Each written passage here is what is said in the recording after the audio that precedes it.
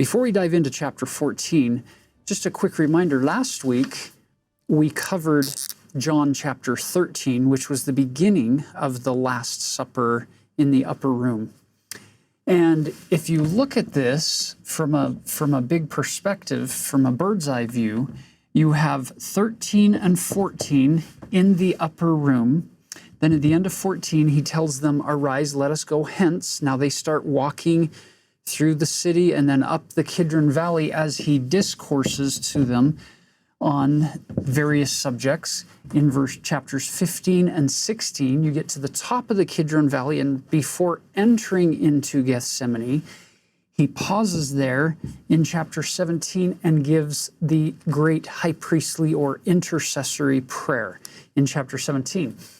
What I wanted to point out here is if you do some simple math and count this up, you have 13 through 17, 5 chapters, all take place within a few hours of time in a 33-year life of the Savior Jesus Christ.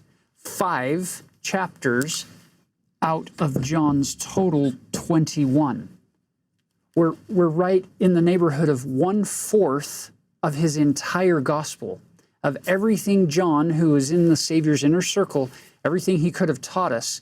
He's putting significant emphasis on this few hours of experience with Jesus right before going into Gethsemane.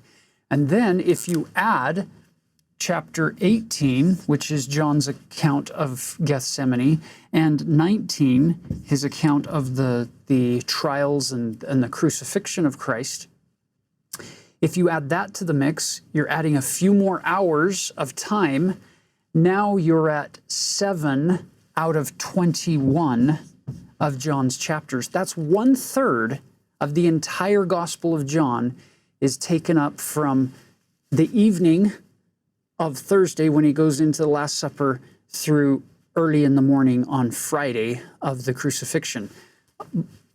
Just over a 12-hour segment of Jesus' life, and we've got 1/3 of the time spent.